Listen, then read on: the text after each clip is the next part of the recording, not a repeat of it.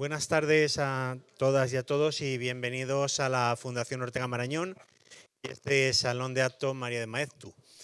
El, el tener a personalidades tan importantes como tenemos hoy en esta presentación del libro, pero que no es solo una presentación del libro, sino que es un diálogo entre tres grandes intelectuales y además tres buenos amigos, sin duda alguna para nosotros, para la Fundación, es lo que cumple el principal fin que tenemos en la casa, ¿no? Ser ese espacio de diálogo y sin duda alguna de colaboración y de encuentro entre distintas personas que lo que buscan sin duda alguna es encontrar, no sé si respuestas a los momentos difíciles que vivimos, pero sí a reflexionar juntos sobre las necesidades y la realidad en la que estamos viviendo.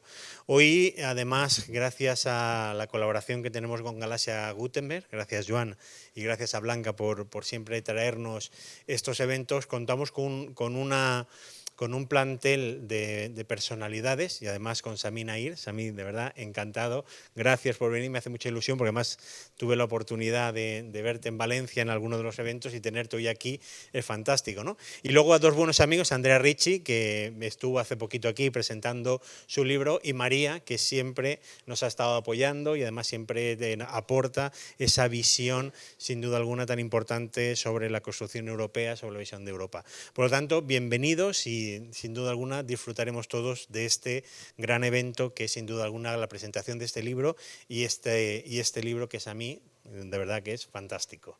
Así que, en honor. Buenas tardes, bienvenidos. Es un placer estar aquí. Gracias, Sami, por haber querido que te acompañara en la presentación de este excelente libro. Quiero decir algunas palabras sobre este libro de forma introductoria. Creo que es un libro valioso y valiente el que has hecho.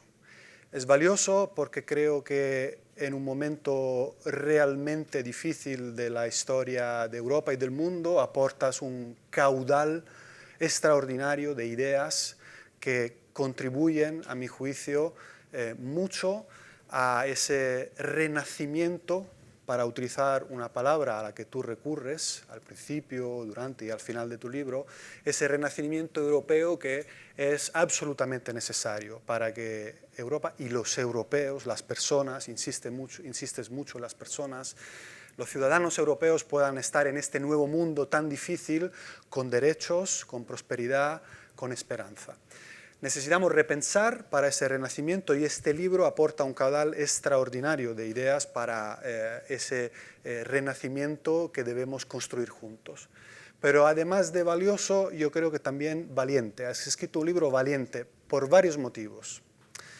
En primer lugar, porque con palabras muy claras criticas cosas en las cuales, por cierto, en gran medida, en grandísima medida estoy de acuerdo, pero eso no es lo que importa es que sus ideas aportan mucho a la reflexión colectiva y tienes la valentía de criticar de forma muy clara problemas que han dañado, que han lastrado nuestro camino. Digamos que yo creo que hay una valentía en decir cosas así de claras desde la moderación, que eso es lo interesante, porque muchas veces hay críticas, pero a mi juicio con el tono equivocado, que no es constructivo, ¿no? Y en cambio tú lo haces con valentía y con el tono correcto de la moderación y de la construcción.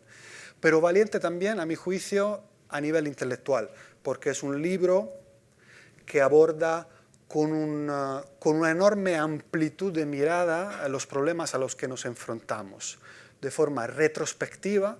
Estudias cómo hemos llegado hasta aquí, pero también perspectiva, proponiendo soluciones. Entonces hay una valentía intelectual en emprender este ejercicio tan amplio. Por lo tanto, te felicito por este trabajo que has hecho.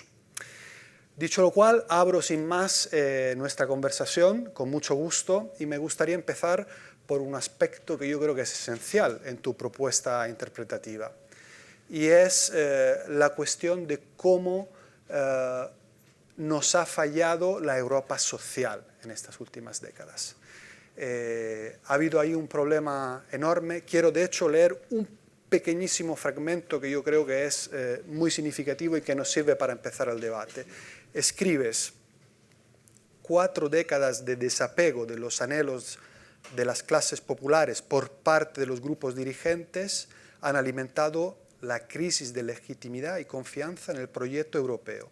El nacionalpopulismo es un síntoma de esa crisis, no su causa. No puedo estar más de acuerdo de esto que dices y querría empezar nuestro debate por allí, sobre cómo hemos abandonado las clases populares como una cierta visión neoliberal, para usar el concepto que tú utilizas en el libro, ha creado este malestar de fondo que luego han aprovechado los nacionalpopulismos. Entonces quería cederte la palabra para que, por favor, nos vayas un poco argumentando, vayas presentando al público que tenemos aquí, cómo crees que podemos superar esta herida que ha causado un malestar, que algunos han aprovechado y que, desafortunadamente, como señalas, fuerzas socialdemócratas han contribuido a crear, lo que parece una paradoja, dada la historia de la socialdemocracia y su ideología abstracta, pero en concreto, con una construcción muy fina, muy interesante, tú señalas las responsabilidades, sobre todo de la socialdemocracia, de algunos dirigentes de la socialdemocracia francesa. ¿Cómo salimos de este hoyo? ¿Cuál es tu visión para arreglar este problema tan grave? Primero, os agradezco por haber venido para compartir con nosotros este momento de discusión y de reflexión común. Quiero agradecerte muchísimo, Andrea, por tus palabras que me emocionan, porque te respeto mucho, leo tus artículos y que son para mí, lo digo así, sobre los temas que analizas siempre de referencia. Así que me emociona. Ahora, la cuestión de lo social es una cuestión fundamental, es el serpiente escondido en el proceso de construcción europeo. Para decirlo claramente, nunca se ha planteado la cuestión social en Europa. Desde el comienzo, desde 1953, la cuestión no era lo social. La cuestión era construir una economía sin tener en cuenta las consecuencias sociales del modelo económico elegido, desde Jean Monnet hasta Jacques Delors. Prueba, Jacques Delors en 1988-89 siente que hay un problema grave en lo que habían construido. Yo me acuerdo haber hablado con Jacques Delors porque trabajaba en aquella época con Edgar Pisani en la Comisión Europea y Jacques Delors se planteaba la pregunta, decía, no tenemos una vertiente social, y hizo sus libros blancos, conoces, ¿verdad?, en el que propone unas orientaciones sociales. Los libros blancos se han quedado en los cajones, porque fundamentalmente el modelo europeo, hay que entender lo que pasó históricamente. Estos fundadores de la Unión Europea, Jean Monnet, Schuman,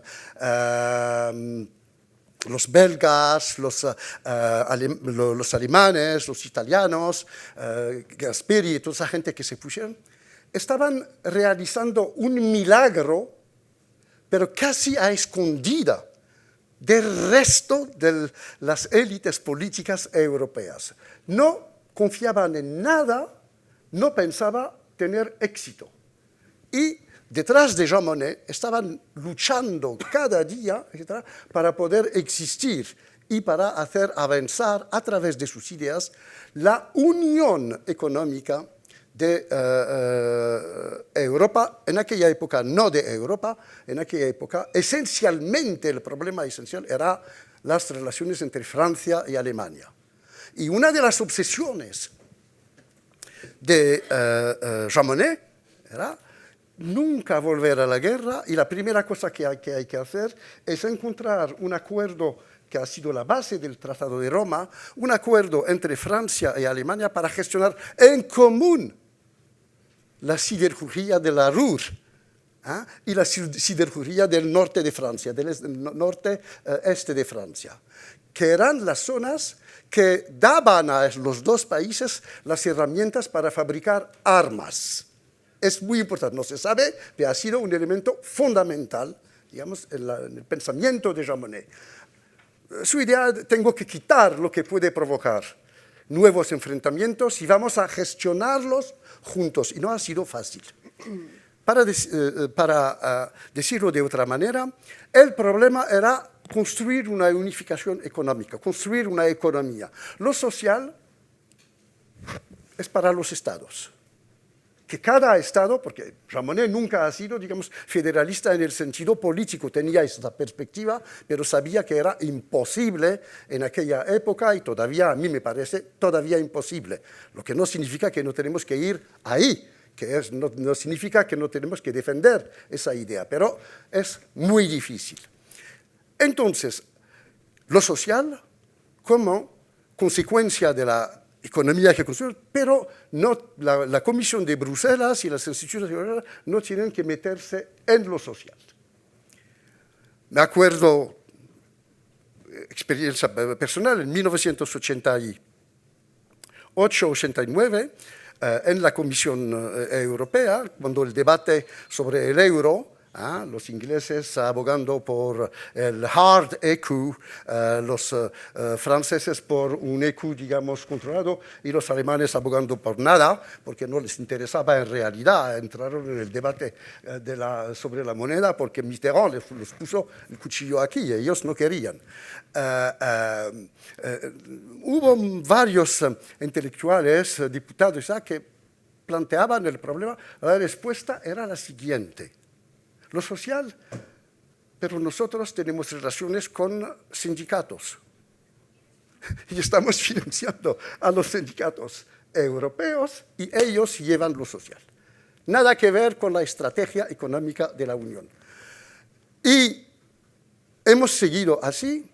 Debo decir que el único presidente de la Comisión que ha planteado el problema de manera seria, ha sido Juncker, cuando Juncker llegó al poder después de Barroso, porque Barroso había radicalizado lo antisocial, para decirlo así. Para Barroso lo social no existía, lo que importaba era construir un sistema ultraliberal a escala planetaria en el que la Unión Europea sea, digamos, el motor principal. Lo social no está. Y en reacción a eso, Juncker planteó la cuestión, digamos, ¿qué podemos hacer? Y, bueno, financiaron unas actividades políticas, pero un poco como si lo social era el pariente pobre de esa construcción europea, porque la cuestión esencial desde lo económico era la siguiente. Entre la época del sistema monetario europeo, el acuerdo Schmidt-Giscard d'Estaing, que era como un prefacio, una previsión de lo que iba a ser un día la moneda única. En aquella época hablábamos de moneda común. La idea era el sistema económico europeo es un sistema liberal. Y porque el modelo francés no se podía imponer, el modelo francés era liberal, pero con un peso importante del Estado. El modelo alemán también era liberal, con un peso menos importante del Estado, pero un peso importante de la negociación colectiva entre los sindicatos y el mundo de la finanza, del capital, etc. Y se trataba de organizar este sistema. Las cosas han cambiado en 1981-82.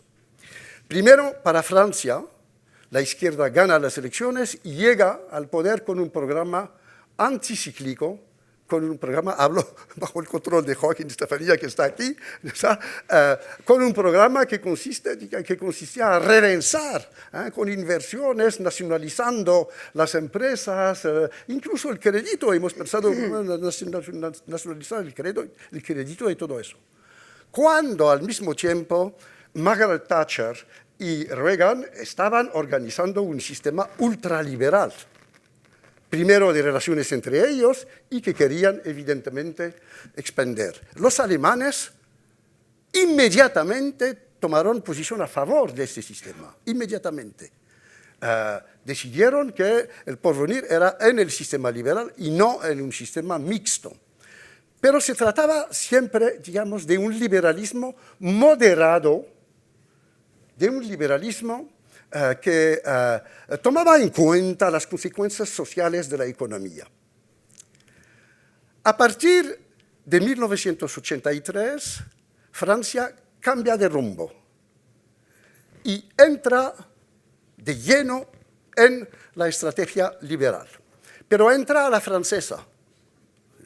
Es decir, entramos, pero controlamos. No vamos a entrar en un sistema que no podemos controlar. Hubo una negociación con Kohl, y Kohl aceptó, porque para él era muy importante que Francia pueda entrar en eso, y se pusieron de acuerdo para fortalecer el papel de la Comisión e incluso para definir quién iba a presidir la Comisión. Y Kohl dijo, quiero Jacques Delors. Porque Jacques Delors era en el gobierno francés, cada miércoles reunión del Consejo de Ministros, cuando no estaba de acuerdo decía voy a dimitir. Y entonces Mitterrand estaba un poco cansado cuando, evidentemente, es la verdad porque estaba eso, cuando Jacques Delors, cuando Kohl dijo, ¿no? Mitterrand dijo, muy bien, lo mandamos ahí. Y lo ha mandado a Bruselas. Pero Jacques Delors no era cualquiera, era una personalidad excepcional y tenía una visión. Y era la visión de un Jean Monnet más social. Pero tenía la misma visión que Jean Monnet y Schuman. No dijo nada. Y llegando ahí, empezó a elaborar su propia estrategia. Dijo primero, los americanos y los ingleses están a favor de un sistema anárquico a escala planetaria, donde los más fuertes van a comer los más débiles. Nosotros no podemos aceptar eso, entonces tenemos que crear las herramientas. Te digo todo eso porque lo social estaba una cosa, digamos, que pertenecía a otro planeta, no les interesa para nada. Y decidieron organizar el sistema económico a partir de una problemática nueva, que era la problemática francesa, compartida por los alemanes, y que consistía en decir, vamos a construir un sistema basado en la autonomía total de la Comisión de Bruselas, el poder de Jacques Delors, autonomía total, nadie lo puede controlar.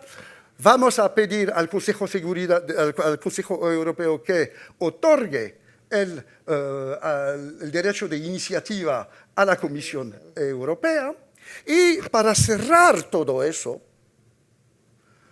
vamos a funcionar con normas autónomas de los estados.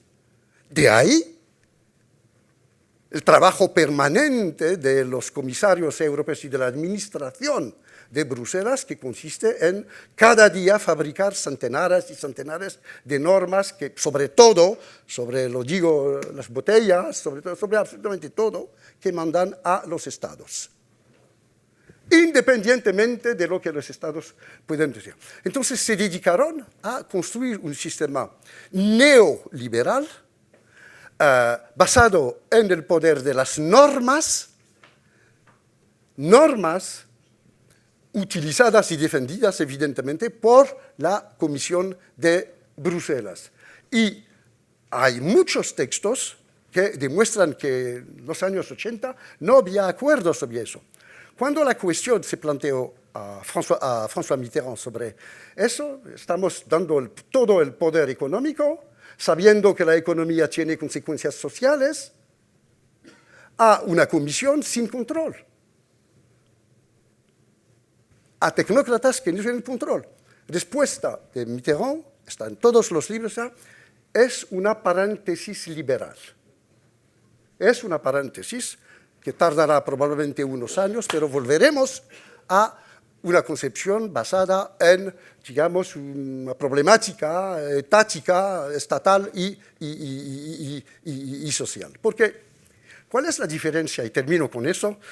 ¿Cuál es la diferencia entre, digamos, el liberalismo y el neoliberalismo tal y como se ha instituido instaurado a nivel europeo? La diferencia es bastante sencilla. En el sistema liberal es la lucha de los capitales, y cuando hay crisis, cuando hay problemas graves que se plantean dentro de los estados, siempre el Estado está ahí y regula. Y dice, aceptamos eso y no aceptamos eso. El Estado, como decían, como lo llamaban en los años 80, 90, era un gardien de nuit, un guarda de noche. Estaba ahí y que vigilaba y que equilibraba los conflictos intercapitales en todas las sociedades. El neoliberalismo es un sistema diferente. Es un sistema que considera, que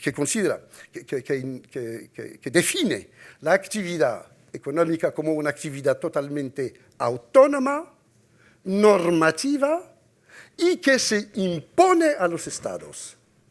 Es decir, que en el liberalismo clásico el Estado es un sujeto que tiene eficacia en el intercambio, mientras que en el neoliberalismo el Estado no es un sujeto, es una herramienta cuya función esencial es aplicar las normas. De ahí la opinión pública lo entiende perfectamente y los políticos lo entienden perfectamente. De ahí la reacción de la gente. Es una norma europea. ¿Y el Estado dónde está? ¿Tu Estado dónde está frente a esa norma? Es una norma europea. Y nosotros tenemos la obligación de aplicarla.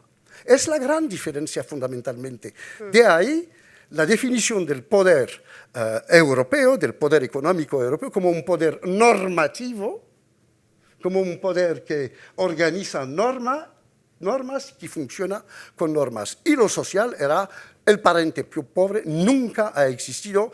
No podemos decir que financiar, como lo han hecho hasta la fecha los sindicatos, resuelve la cuestión social. La cuestión social tiene que ver con el modelo económico.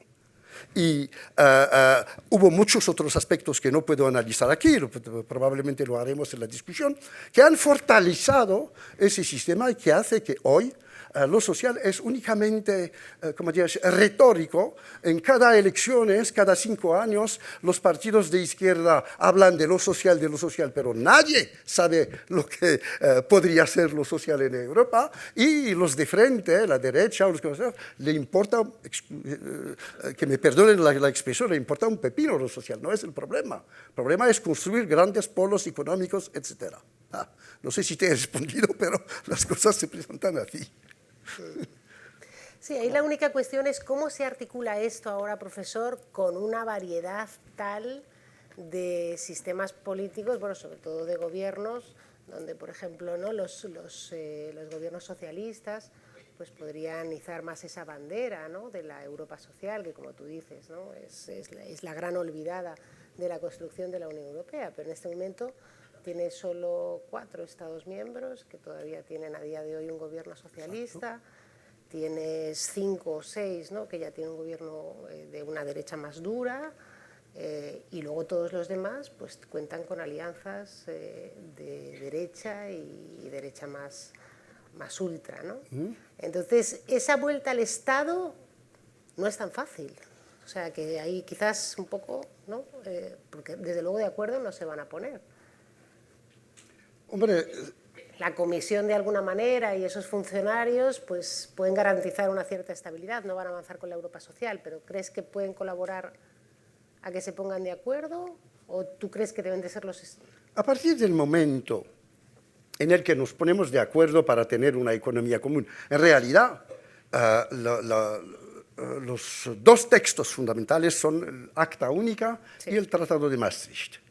Tratado de Maastricht, que define una metodología de gestión de la economía, los 3 criterios, etcétera, etcétera, plan de estabilidad y desarrollo, y el Acta Única. La diferencia entre el Tratado de Maastricht y el Acta Única era que en el Acta Única no había todavía la liberación de la libre circulación de los capitales. Había la libre circulación de los bienes, de las mercancías, pero no de los capitales. Eran controlados. Con el Tratado de Maastricht pasamos de un sistema a 3 valores a un sistema a 4 valores, liberación de los capitales.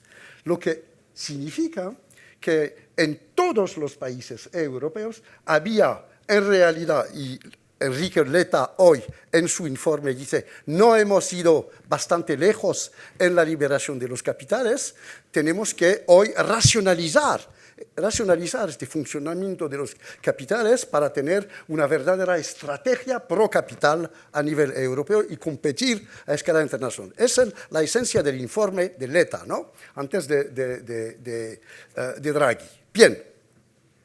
Entonces, un sistema de capital que era bastante fuerte. A partir de ese momento, hubo una alianza objetiva de todas las situaciones sociales dentro del conjunto europeo. Todas. Porque todas sufrían los efectos de esa política. Todas. Todas tenían que afrontar los efectos de esa política. Y no se hizo nada. No se hizo nada no porque los estados no querían hacerlo, no se hizo nada por una razón muy sencilla. Es el otro aspecto de la cuestión. No se hizo nada porque hemos decidido construir la economía, pero nunca se ha planteado concretamente la construcción política de la Unión Europea. Puedes tener una política social si tienes un Estado, o por lo menos si tienes un conjunto de Estados aliados capaz entre ellos de poner en marcha una política fiscal común, todas las políticas que, digamos, permiten la existencia. Es el cuerpo sin cabeza. Es un cuerpo sin cabeza, sin piloto, y seguimos así. Y debemos a la verdad decir que para la Comisión era magnífico no tener frente a ella un Estado con el que tiene que justificarse. La ausencia de política de la que nos quejemos es estructural, procede del modelo que hemos elaborado. No es porque la gente no quiere política. Hemos decidido callar el debate sobre qué tipo de institución. El debate lo abrieron, al fin y al cabo, los alemanes. Esencialmente Joschka Fischer. Joschka Fischer en 1999 dijo, basta, no podemos seguir así. Él desde el punto de vista, digamos, de los ecologistas, etc. Dijo, tenemos que construir una Europa federal basada en un núcleo de los países de la zona euro.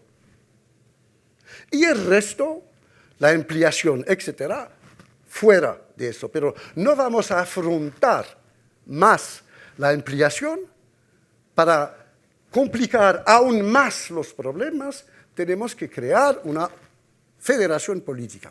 Frente a él, Hubert Védrine, ministro de Asuntos Exteriores de Francia, dijo, estamos de acuerdo, pero nosotros consideramos que es imposible en la situación actual crear una federación.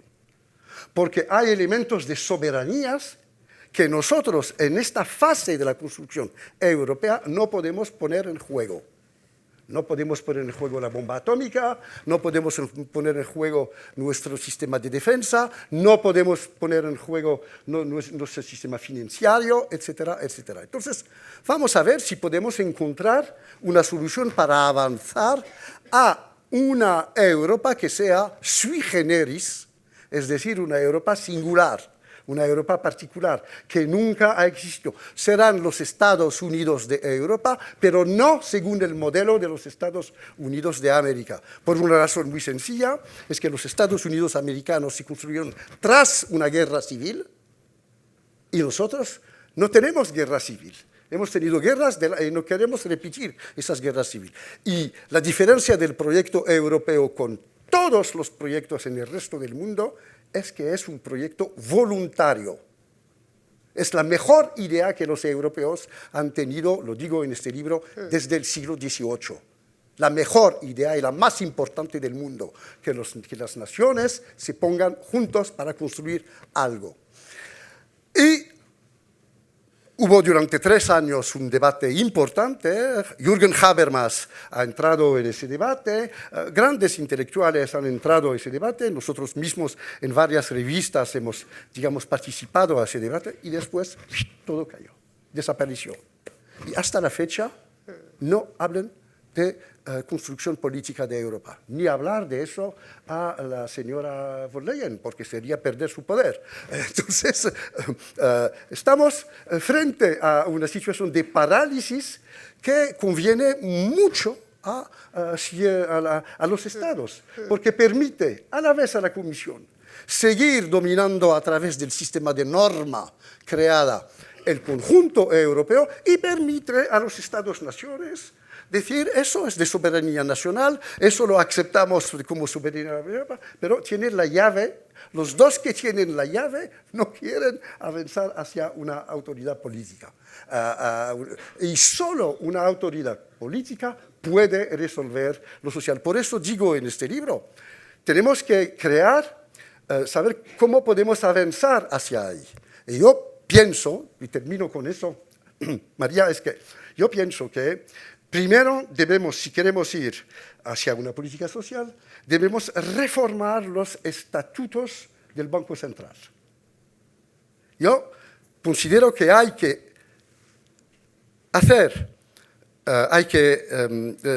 modificar los estatutos o por lo menos añadir en los estatutos del Banco Central no solamente el objetivo, tal y como es ahora, de inflación, de nivel de la moneda, etc., sino integrar el objetivo del empleo.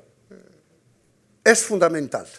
Es decir, que tenemos un texto que es el democrático y todas las decisiones del Banco Central deben tomar en cuenta la necesidad de respetar, digamos, un cierto nivel de empleo a escala europea, financiar los estados para crear estos sistemas de empleos financiados por la Unión Europea y de ahí resulta una cierta política pública europea. Ahora tenemos el interés general que no tiene sentido, absolutamente ningún sentido. Yo me acordaré siempre en el debate en la Convención sobre la Constitución. Yo pertenecía, entonces participaba a estos debates en el Parlamento Europeo y planteábamos la cuestión, pero ¿qué significa su concepto de interés general? Por favor, queremos saber lo que es. Y la respuesta era siempre totalmente abstracta, no sabíamos. Defender la misma von Leyen, hoy si le preguntas qué es el interés general, no sabe lo que es. En general es el interés de la Comisión de Bruselas. Mientras que nosotros decíamos, el interés general debe ser el interés de servicios públicos. Son los servicios públicos que dan a la población la identificación al interés general.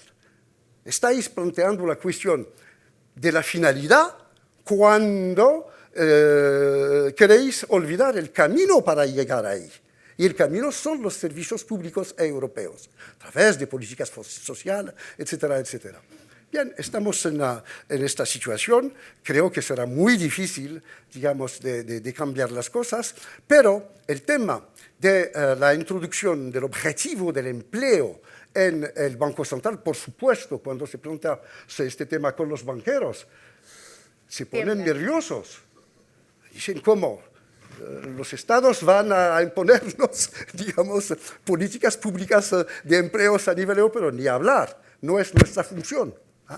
Sí, debería ser su función. Porque lo que veo yo es que en Estados Unidos, la Reserve Federal Bank, cuando hay problemas graves, y el Estado interviene, el Congreso dice, no, eso no queremos. Mientras que el Banco Central es el único banco en el mundo, con la Bundesbank, que no tienen control, que están totalmente fuera de lo político. Y cuando el pobre Draghi decidió genialmente su política de quantitative easing, a partir de 2014 le hicieron una querella judicial. porque estaba violando, estaba vulnerando los tratados constitucionales. Hay otros, evidentemente, elementos que no quiero desarrollar aquí, pero me parece que el objetivo del empleo es la condición sine qua non para poder elaborar una política social europea común. Quiero seguir desarrollando la discusión al hilo de lo que acabas de mencionar, ¿no? Has mencionado ese objetivo de reforma vinculado a las funciones del Banco Central. Pero en el libro haces mucho hincapié en algo que para mí es muy importante, que es la idea de reformar los tratados. Sí. Sostienes que el modelo actual ya no da más de sí y que para, digamos, avanzar hacia los objetivos que son necesarios, hace falta una reforma de los tratados. Entonces allí yo quiero decir que estoy intelectualmente de acuerdo con la idea de que la Unión Europea necesita un salto integrador de tal calibre que los instrumentos de los que disponemos ahora son una camisa una camisa de fuerza. ¿no? Entonces, es imperiosamente necesario dar ese salto porque el mundo allá afuera está como está y porque nuestras sociedades están como están. Tenemos que responder con rapidez. Y entonces intelectualmente estoy de acuerdo, pero luego es un debate también que tiene obviamente una dimensión política muy cruda, ¿no? Claro. Entonces has mencionado historias de principios de este siglo, la Convención, etcétera. Entonces quiero preguntarte, ¿no temes que a la vista del panorama político que ha descrito María, ¿no? El emprendimiento de reabrir los tratados con todas las inmensas dificultades que esto tiene, ¿no? Las dificultades prácticas, reales, de ratificación, procedimientos legislativos, etc. ¿No temes que esto podría derivar en algún backlash, que dirían los anglosajones, ¿no? En algún revés muy crudo, muy duro, que nos acabe, en vez de ayudar a avanzarnos, nos acabe empujando para atrás sin querer, ¿no? Y concluyo, dejando ahí otra cosa para tu reflexión. Has mencionado a Letta, ¿no? Letta precisamente, yo creo que conceptualmente él está muy de acuerdo en un salto integrador que requiere una reforma de tratados, pero, por ejemplo, señala, al hilo de su informe sobre el mercado común, dice, atención, aquí hay muchas cosas que podemos hacer porque ese mercado está incompleto y el hecho de que esté tan incompleto perjudica a Europa y a los europeos, ¿no? Él suele mencionar muchos de nosotros habrá hoy pagado con tarjeta, ¿no? Alguna transacción comprando un producto europeo en Europa por parte de un ciudadano europeo. ¿Cómo se hace esa transacción? Con una tarjeta americana. ¿No? No disponemos de una tarjeta europea. ¿Por qué? Porque nuestro mercado está fragmentado, ¿no? Entonces ha tenido fallos que tú describes muy bien en el libro, que han dado demasiado alas a un capitalismo voraz, pero al mismo tiempo, por incompleto, ha impedido que se creara un ecosistema europeo sano, sólido y que los europeos podamos contar con referencias. Claro. Y él dice, ojo, esto se puede hacer mayoría absoluta. No hace falta. No hace falta. El mercado interior no requiere. Está claro, mayoría es decir, cualificada. Está claro. Hay mucha cosa relevante que se puede hacer. Entonces, ¿cómo quieres elaborar, ¿no? El anhelo máximo de una reforma que nos permita ir hacia un lugar ideal y lo riesgo que tiene, y en cambio estas herramientas limitadas, pero bueno, que cosas se pueden hacer, ¿no? Tienes toda la razón. Diría que la respuesta se encuentra en tu pregunta. Voy a intentar explicarlo. Abrir los tratados ahora puede derivar efectivamente. Pero personalmente estoy convencido que no va a derivar por varias razones. La primera es que no se decidirá abrir los tratados así, nunca. Lo que se va a decidir es abrir los tratados sobre algunos puntos. Por ejemplo, tenemos el problema de la mayoría cualificada y de la supresión de la mayoría, de la unanimidad sobre asuntos que todavía pertenecen a la soberanía nacional. Estamos en una situación en la que muchas cosas que dependen de la soberanía nacional han pasado objetivamente, de hecho, en la soberanía europea. De hecho, en muchos sectores. Entonces, puedes confiar en los diplomáticos y en los tecnócratas europeos para caminar sobre este camino con muchísima prudencia. Y entonces van a abrir el debate sobre puntos determinados, no los tratados en general. Nadie pide, yo no pido la apertura total de los tratados, digo que hay que abrir los tratados sobre los puntos que impiden hoy la profundización de la construcción europea. Eso me parece que es la condición actual de la Unión Europea. Si me dijeras, por ejemplo, entiendo, me dijeron, hemos tenido ese debate sobre la inmigración. Sobre la inmigración cuando la crisis de los refugiados en 2015, hemos tenido un debate y había mucha gente que decían hay que reformar la Convención de Ginebra de 1953. Ahí sí, si hubiéramos aceptado reformar el texto de Ginebra, estoy seguro que hubiéramos conseguido un texto mucho más malo que el que tenemos ahora. Porque el que tenemos ahora es un texto que se ha elaborado después de la guerra, tomando en cuestión fundamentalmente la situación de los ciudadanos de los países del este que huían en aquella época de la Unión Soviética, y hemos decidido crear ese texto para acogerlos, fundamentalmente. Era una iniciativa generosa. Antes había la política de cada nación sobre los refugiados. Cada nación tenía su política. Ahora es diferente y la Convención de 1953 es una convención todavía muy positiva. No aplicada desgraciadamente, pero muy positiva. El tratado es diferente.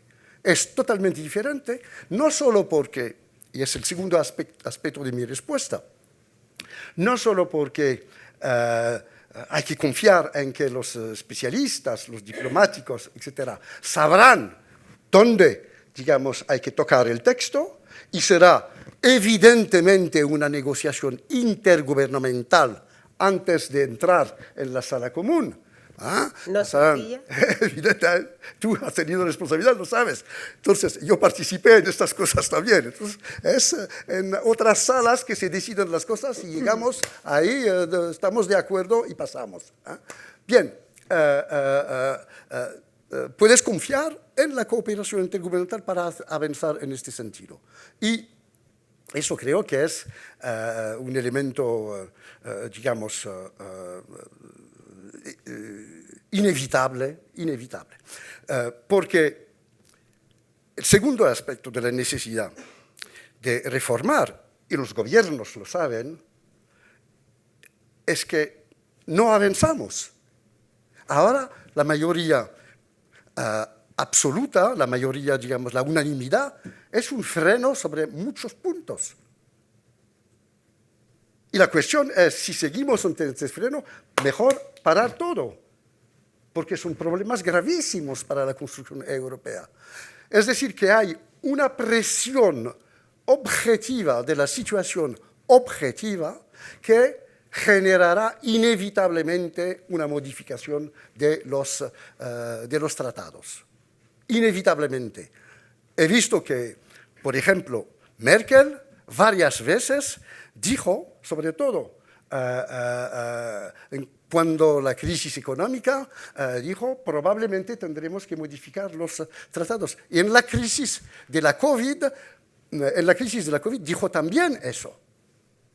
En la crisis de la COVID dijo también que tendremos que modificar, porque ella no era a favor de los bonos europeos, pero sabía que estábamos vulnerando el método Draghi, vulnerando, digamos, los tratados. Los bonos, los eurobonos, son radicalmente antitratados. Y hubo muchos ciudadanos alemanes en Alemania y en Holanda que hicieron querelas judiciales contra eso. diciendo vamos a pagar más para los italianos, los españoles, los franceses, etc. No queremos. Es decir, que la situación objetiva, creo en eso, por supuesto me puedes decir, es un acto de fe, te lo concedo, es un acto de fe, pero la situación objetiva, si queremos avanzar en la construcción de Europa, tendremos que introducir estas reformas, lo repito, sobre puntos precisos, puntos determinados. ¿Cómo lo ves, María? Tú que conoces también la Bueno, bien. esa es un Perdón, poco hablo esa es mucho. un poco la Te cuestión, prometo ¿no? que no Yo voy a- creo que efectivamente, como dices, tienes toda la razón, ¿no? La unanimidad es un freno, pero también es una herramienta de poder para los estados que la ejercen, ¿no? Y al final, pues, para que haya esa decisión de que algunas, de forma quirúrgica, como tú dices, se pase a la mayoría cualificada en determinadas cuestiones, pues también nos tenemos que poner todos de acuerdo. Entonces, ese freno es un elemento de poder para muchos, ¿no? Con lo cual la cosa no resulta tampoco sencilla. Bueno, yo creo que el COVID cambió muchas cosas, ¿no? Que tú lo reflejas también en tu libro. Tú hablas de las mascarillas, ¿no? Nosotros, ¿no? Todo este concepto que se crea de autonomía estratégica, la necesidad de Europa de hacer frente a unas necesidades que son imperativas. Una de las cuestiones que leía en alguna parte era que antes del COVID, en la Unión Europea nos dimos cuenta, tú hacías referencia a las tarjetas de crédito, de que en la Unión Europea no se producía un solo gramo de paracetamol, que no solo sirve para el COVID, sino para el dolor de pierna, para el dolor de cabeza, para la gripe. Entonces, claro, te das cuenta de que tienes una dependencia tremenda en cuestiones súper básicas de todos, ¿no? Yo creo que es inevitable en esta hora hablar de esa autonomía estratégica y sobre todo, bueno, no de lo que hacen los Estados Unidos, pero sí de lo que hacemos nosotros. Yo creo que ellos sí que, ¿no? Todo el mundo espera un poco tu opinión sobre esa llegada de la administración americana. Deberíamos de estar menos expectantes a lo que él hace y más preocupados, como tú señalas en tu libro, por lo que hacemos nosotros, que eso sí es verdaderamente importante, ¿no? Es una cuestión muy difícil. Siempre encontramos el mismo problema, no hay acuerdo entre los europeos. Hay un acuerdo económico, pero si quitas la economía del medio, sobre todo el resto hay divergencias, todo. ¿Por qué los franceses han planteado el problema de la autonomía estratégica de Europa? Es una vieja reivindicación, pero la habían olvidado. Pero ha vuelto en la superficie del sistema político europeo con la invasión de Ucrania. Ahí se planteó la cuestión de tener una política de defensa común y de hacer participar a todos los países, digamos, integrados en la Unión Europea para poner los medios para llegar a un sistema de defensa que sea colectivo. Hasta la fecha lo que existe es una cooperación militar en el sentido tradicional de la palabra.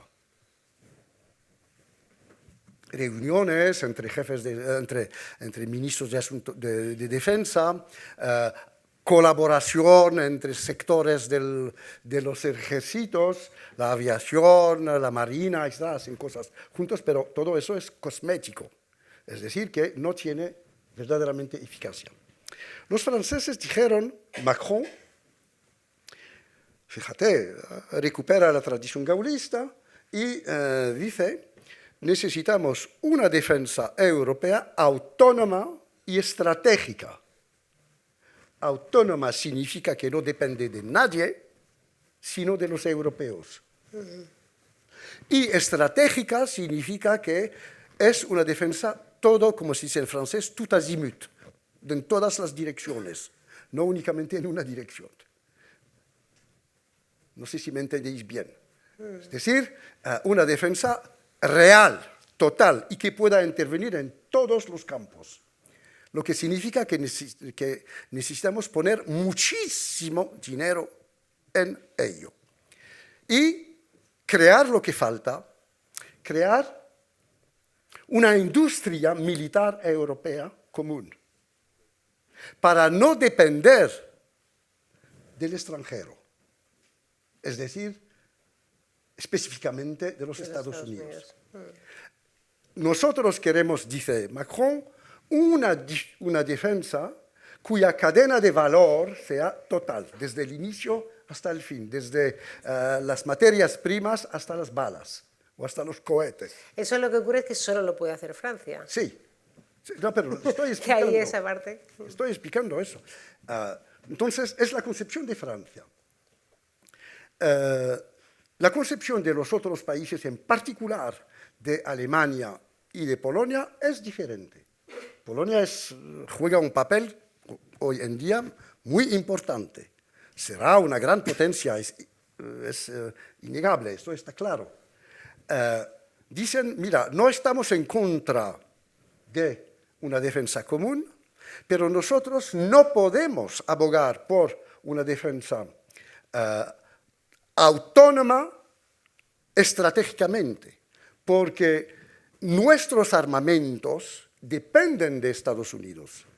No tenemos como Francia capacidad de producción de estos armamentos. Nosotros compramos a los Estados Unidos las armas y por lo que se refiere al uso de estas armas, primero necesitamos la autorización de la OTAN y de los Estados Unidos para utilizarla, cuando los franceses no necesitan la autorización de nadie. Y segundo, no tenemos los medios económicos para invertir en una gran política de defensa. Son las divergencias fundamentales. España tiene una posición interesante sobre este tema. España ha defendido la posición siguiente, consiste en decir, estamos de acuerdo para una, digamos, Europa soberana, para una política de defensa común, pero al mismo tiempo tenemos que tomar en cuenta la situación de todos y encontrar los medios para ayudar y avanzar al final hacia una defensa común. Es una posición intermedia que es la que está vigente hoy en día, sabiendo que no hay otra posibilidad. Es decir, que el concepto de Europa autónoma y soberana sigue siendo un concepto abstracto, pero actúa, por lo menos en la retórica de Francia. Los alemanes lo habían aceptado un poco, pero volvieron atrás. Con Scholz. Merkel lo había aceptado, pero Scholz volvió atrás. Y volvió atrás de manera interesante, porque Merkel había pactado con Francia la compra de una serie de aviones F-15, que son más o menos como los aviones más modernos de los Estados Unidos, y había un contrato para la compra de 60 aviones, era un dineral. Los americanos pidieron a los alemanes no comprar estos aviones y comprar aviones americanos. Y los alemanes tuvieron que destrozar, no había otra palabra, el papel, digamos, firmado con Francia y decir, al fin y al cabo, no respetamos el acuerdo, compramos armamento americano. Entonces, estamos en una situación en la que es evidentemente difícil de encontrar un acuerdo porque las naciones, los estados-naciones, cada uno tiene su historia, cada uno tiene su idioma, cada uno tiene su concepción estratégica, cada uno... un buen geógrafo, siempre yo he soñado de un buen geógrafo que transportaría conmigo, estás en Francia, dime cómo los franceses ven el mundo y hazme un mapa para ver cómo ven el mundo. Y con el mismo geógrafo voy a Italia o voy a España y planteo la misma situación. Tendré 3, 50, 100 concepciones diferentes del mundo. Porque los estados no tienen la misma visión geopolítica, es así, es el resultado de la historia.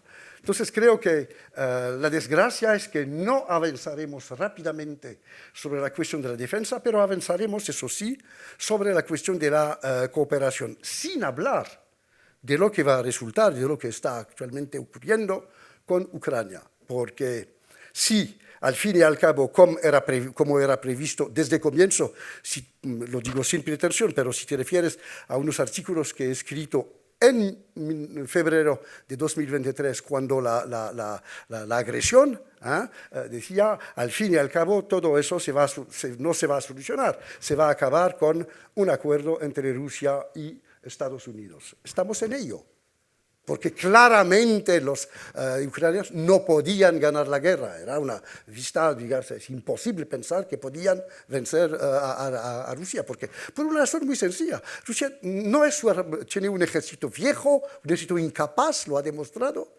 pero tienen esa cosa que los europeos no tienen, salvo Francia. Ellos pueden amenazar, y lo harán sin discusión, con sus armas nucleares. Putin, en una situación digamos, existencial para Rusia, si define eso, no vacilará ni un segundo. Entonces, nadie podía entrar en esa carrera. Desgraciadamente, los ucranianos los van a sacrificar, eso está claro, y la cuestión es saber qué hacemos en Europa. ¿Qué van a hacer Europa? He visto en la prensa francesa hoy, artículo de Le Monde, diciendo que un militar dice, bueno, debemos dedicarnos únicamente a la ayuda económica a Ucrania y olvidar el resto. Vamos acercándonos al final del tiempo. He hablado demasiado, os pido perdón. Pero me gustaría que comentaras algo acerca de otra cuestión. Hablas en tu libro de la banalización de la xenofobia, un concepto importante. Creo que desafortunadamente ciertas tesis que vienen de segmentos de ultraderecha poco a poco se han ido infiltrando y se van normalizando en un espectro cada vez más amplio de la política europea. Y al mismo tiempo subrayas, creo con toda la razón, esa ambivalencia, doble rasero con el que tratamos en Europa refugiados procedentes de distintas regiones del mundo. Con los ucranianos hemos tenido afortunadamente una posición de apertura como debía ser, con otros no ha sido el caso. Basta pensar a los sirios, a los afganos. Hubo excepciones, has mencionado a Merkel, es verdad que abrió la puerta a 1 millón de sirios, pero por lo general hay una discrepancia. Entonces, quería, digamos, preguntarte, que hablaras para cerrar este bonito acto. ¿Tienes esperanza de que en Europa, tal y como va el discurso público, que a mi juicio me parece que va cada vez peor, ¿no?, en términos sea de xenofobia pura y dura con la inmigración económica o de xenofobia aplicada incluso a los refugiados, donde hay unas normas internacionales que establecen con mucha claridad lo que habría que hacer y me parece que no lo hacemos, o por lo menos con algunos sí y muchos otros no? En ese clima, ¿tienes esperanza de que podamos revertir esta senda algo deshumana y en muchos casos que viola el derecho internacional? ¿Tienes esperanza de que en Europa podamos revertir esto o estamos perdiendo y no es creíble pensar que tengamos cerca una victoria en ese sentido? Bien, una respuesta de fondo y una respuesta coyuntural. La respuesta de fondo es que la xenofobia, la exclusión, el racismo, en el fondo son una consecuencia del proceso de globalización.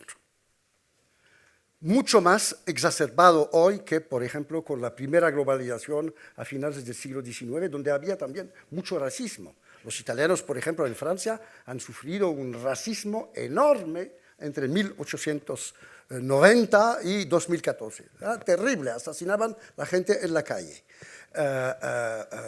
Entonces, cuando extranjeros llegan, etcétera, plantean problemas, no ellos. Se dice que plantean problemas, pero el problema se plantea para los ciudadanos de acogida, para los ciudadanos del país en el que ellos llegan. ¿Por qué? Porque la llegada de gente diferente, o que aparecen como diferente, cuestiona la identidad de los que no son, entre ellos diferentes. Y es esa cuestión que genera la exclusión. Prueba que dicen los racistas, no estamos entre nosotros. He ido en el sistema, en el centro social, y hay únicamente negros ahí, magrebíes, y yo no sé qué, no estamos entre nosotros. Eso es la respuesta a lo que te digo. Es decir, que es una pregunta sobre mi propia identidad, y los míos no están ahí. Considerados como míos. Este proceso, que es normal en todas las sociedades, y tú lo sabes perfectamente, en la tradición sociológica norteamericana, Fernando lo sabe también, hay una larga reflexión sobre estos problemas. La Escuela de Chicago, por ejemplo, ha reflexionado muchísimo sobre la construcción del otro a través de los procesos migratorios. Con la globalización actual, estas reacciones se han incrementado de manera exponencial porque hemos padecido una globalización muy rápidamente. En el espacio de 20 años hemos hecho un recorrido que tradicionalmente hacemos en 50, 100 años. Como en todo. Las sociedades han cambiado rápidamente, muy rápidamente, y han generado una reflexión sobre la autoidentidad, sobre la autoimagen de cada nación. Es decir, que antes, tomo por ejemplo la sociedad francesa, el francés era un blanco gaulois, galés, etcétera, etcétera, con los bigotes, la casqueta, etcétera. Eso es la representación que tenían, pero basta con salir en la calle para ver que eso no corresponde a la realidad. La realidad es diferente. La realidad es una alfombra de varios colores. Y hay que saber cómo todo eso se ha tejido. Bien, la globalización genera la interrogación identitaria. Eso es la respuesta de fondo. Y eso, para hablar como los historiadores, sobre todo como gente como Fernand Braudel, se trata de una estructura profunda. Son problemas que se pueden resolver a lo largo del tiempo. Y sabemos cuáles son los mecanismos que permiten resolver eso. Por ejemplo, ahora en Francia, los italianos, hay dirigentes, han sido ministros, han sido anteriores, que pertenecen, digamos, han desaparecido. Yo me crié en el este de Francia, en Belfort. Y el primer amigo que he tenido, hablo sinceramente, era un italiano porque en la clase lo llamaban le rital. Rital, que era un juego de palabras sobre italiano, y era excluido como italiano. De hecho, yo me acerqué de él porque yo tenía también rasgos diferentes. Entonces, teníamos una solidaridad. Ahora, eso ha desaparecido. Desaparecido totalmente. Bueno, todas las sociedades funcionan así. Y el segundo elemento que viene con esa respuesta es que creo que es un problema que está ahora manipulado políticamente porque se ha transformado en recurso político. El sistema democrático, el extranjero, la xenofobia, en una situación de crisis se transforma en recurso político, en mercancía política, como lo decía cuando escribía los libros sobre la inmigración. Una mercancía que se intercambia en el sistema político. La derecha tradicional dice, bueno, compro eso. Voy a decir que no soy xenófoba, pero son inasimilable, que es la misma manera, pero no utilizan la palabra xenofobia, mientras que la extrema derecha, no, nosotros no queremos a los extranjeros. No importa si se asimilan o no. Yo no quiero que se asimilen además, entonces, pese a sus esfuerzos. Entonces, es una mercancía política que se compra, que se vende en una situación de crisis. No hay posibilidades de ir en contra radicalmente. La responsabilidad de los partidos políticos es, en este caso, fundamental, porque detrás de estas reacciones se plantea, y termino con eso, solo un problema, que es el problema de qué es el Estado de Derecho. El Estado de Derecho es un Estado que hemos elaborado de una vez y que no evoluciona? ¿O el Estado de Derecho es un Estado abierto a enriquecer permanentemente su derecho, integrando lo diferente, integrando todo lo que viene del exterior? Y de este punto de vista, la inmigración, y lo dijo, es paradójico, pero es una suerte para extender los derechos dentro del Estado de Derecho. Muchísimas gracias. Gracias a ti, Sami, por escribir Gracias. este excelente libro. Muchísimas gracias.